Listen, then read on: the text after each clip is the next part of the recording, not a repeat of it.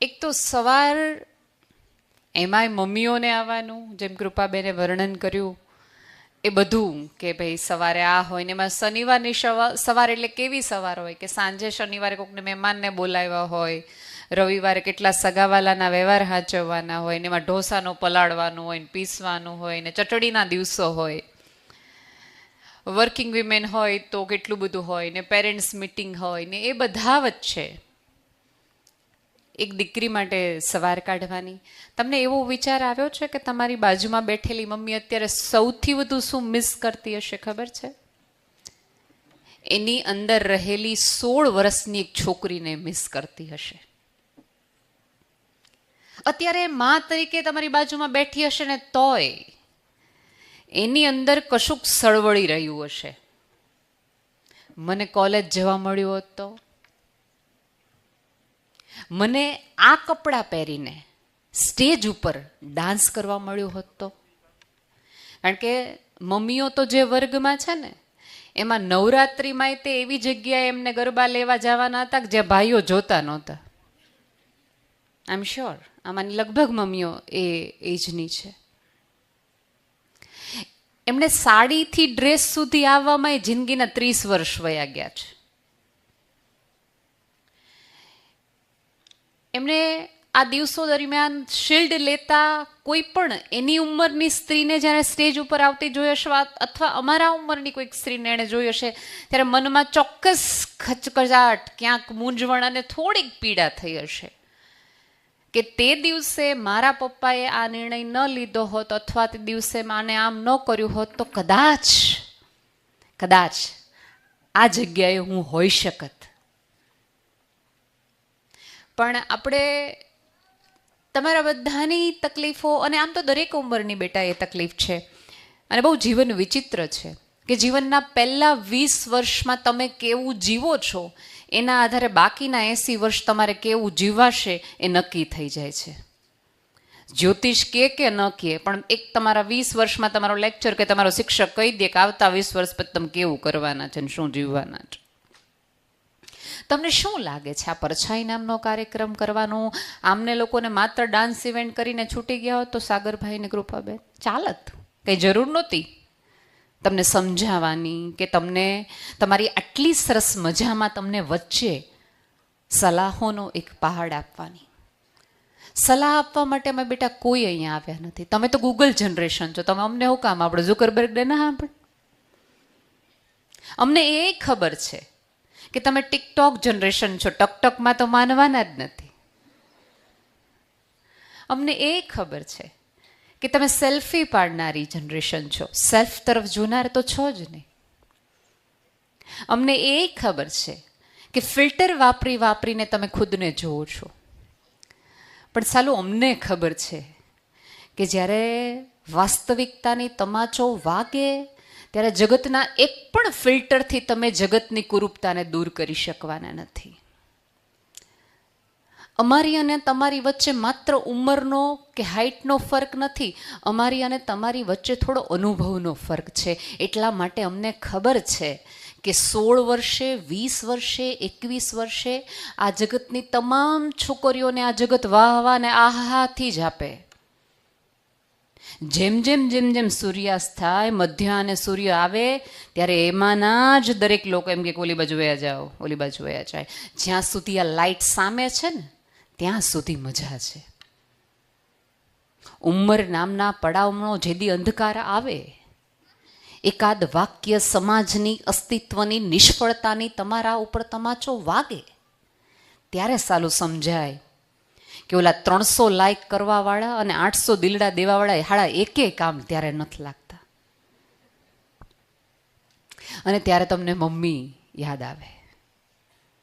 એમણે કીધું ને કે મારી મમ્મીએ મને આ શીખવાડ્યું, મમ્મીએ આ શીખવાડ્યું. અત્યારે તમારી બધાની મમ્મી તમને શું લાગે છે આટલા દૂરથી તમને ભણવા મોકલ્યા છે, તમને કોઈ વસ્તુની ખાસ ના પાડતા નથી, તમને બધું જ, તમને એવું લાગે છે કે એ તમને માત્ર ખુશ કરવા માટે કે તમે સરસ સુખી થાવ, માત્ર એ આશય નથી. આ જગતની દરેક માને એવી ઈચ્છા છે કે મારી ઉંમરે હું જે ન કરી શકી એ મારી દીકરી કરે, એ જીવે. એટલા માટે ક્યાંક સતત આ જગતની એક માં પોતાની દીકરીને એવું કીધા જ કરે છે કે બેટા ભણી લે, બેટા ભણી લે, બેટા ભણી લે, બેટા કારકિર્દી બનાવી લે, બેટા કમાતી થઈ જા, પોતાના પગભર થઈ જા. કારણ કે અહીંયા બેઠેલી તમામ સ્ત્રીએ ક્યારેક ને ક્યારેક જગતના એકાદ પુરુષ પાસેથી એક વાક્ય સાંભળ્યું છે, તું ભણી છો તને ખબર પડે, બહાર નીકળી છો તો તું ખબર પડે. ત્યારે તમારી મમ્મીએ માત્ર અંબોડાની ગાંઠ નથી મારી, મનમાં એક ગાંઠ મારી છે કે હું મારી દીકરીને એવી ભણાવીશ કે મોટી થાય 20 વર્ષ પછી જગતનો એક પણ પુરુષ મારી દીકરીને આ ન કહી જાય કે ભણી છો તને ખબર પડે.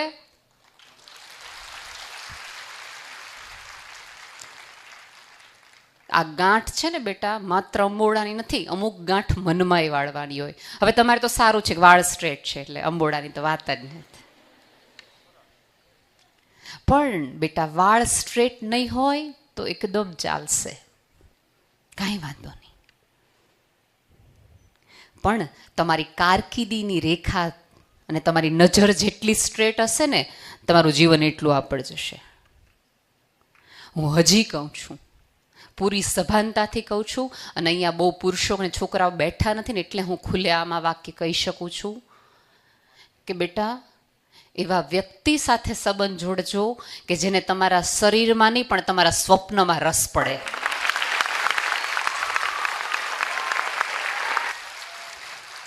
જે છોકરાને, જે પુરુષને તમારી સુંદરતા સાથે નહીં તમારી સફળતા સાથે વાંધો અને એને આથી આનંદ એને આવતો હોય. કાળા કુંડાળા હશે તો ચાલશે, પણ ક્યાંક કુંડાળામાં પગ પડ્યો હોય ને તો ધટાક દઈને બહાર નીકળી જાજો, કારણ કે આ જગત બહુ ક્રૂર છે. લગ્ન વખતે, જીવન વખતે ક્યારેય તમારી કેટલા બધા પછી પણ પુરુષનો કે છોકરાનો ભવિષ્યકાળ જોવાય અને છોકરીનો ભૂતકાળ જોવાય. આ જગતની ક્રૂરતા તમે કહો કે સામાજિક વ્યવસ્થાનો એક ખરાબ કહેવાય એવો ભાગ કયો કે હંમેશા છોકરી શું કરતી હતી એ જોવામાં આવે છે અને છોકરો શું કરવાનો છે જોવામાં આવે છે. કોઈક આજુબાજુવાળા પાડોશી હગાવાળા એમ કે એ તો આમ કરતો હતો, તેમ કે પણ હવે નથી કરતો ને.